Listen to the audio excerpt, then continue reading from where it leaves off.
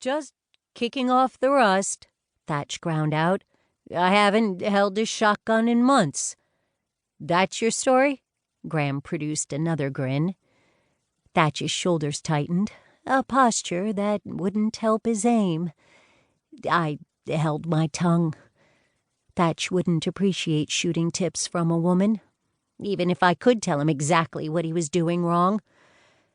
As a girl who adored her daddy, I'd embraced his passions, hunting and golf. I learned early how to shoot a gun and swing a club, and because, according to Mother, anything worth doing was worth doing well, I'd excelled. When I refused to shoot animals, Daddy had introduced me to skeet.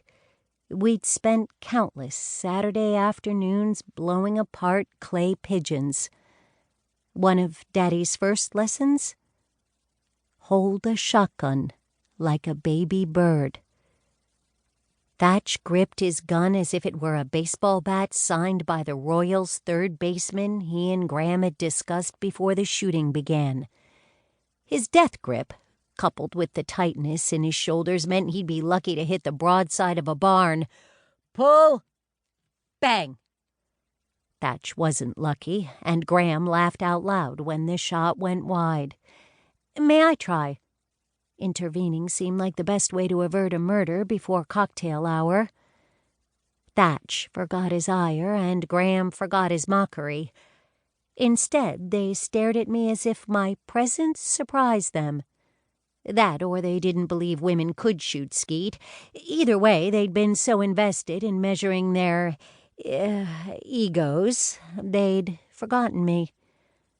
A cocktail on the dock was sounding better and better. I ignored the 12-gauge double-barrel that Thatch held out. Maybe he thought a 12-gauge was manly, but I could live without the kick.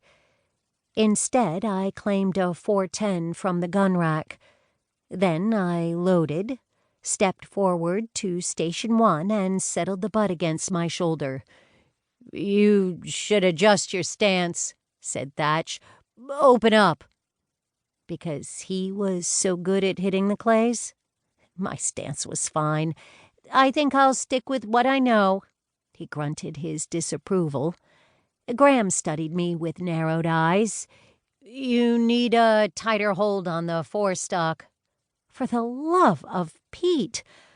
I forced a small smile, acknowledged his unsolicited advice with a quick nod, and kept my daddy-approved, firm but not so tight I'd kill a baby bird grip.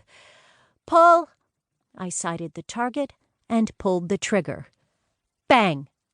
The clay pigeon exploded in a satisfying cloud of dust. "Pull!" This time the pigeon came from the low house. I pulled the trigger, reduced the clay to rubble, and reloaded. "Pull!" 2 clays, one from the high house and one from the low. I hit them both. "Where did you learn to shoot? And can Thatcher get lessons?" "My father taught me." I reloaded and shifted to Station 2. "Pull!" I hit another clay. "Nice."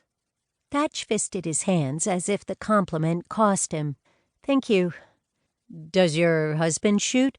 Thatch asked. "Skeet, I mean." My husband was a homicide detective and carried a handgun. "He does." We'd discussed skeet after Libba strong-armed us. I strong-armed Anarchy into accepting the invitation to come this weekend. "Pull!" I aimed, and another low-house clay exploded. Thatch rubbed his chin. "Is he as good as you?" Perhaps he planned on asking Anarchy for shooting tips. "We'll have to find out." I kept my voice mild. "Pull!" Again, clays flew from the high and low houses. I shot them both, and for a half-second a smirk claimed my lips. I quickly replaced said smirk with a polite smile. "Graham, would you like a turn?" Graham grimaced.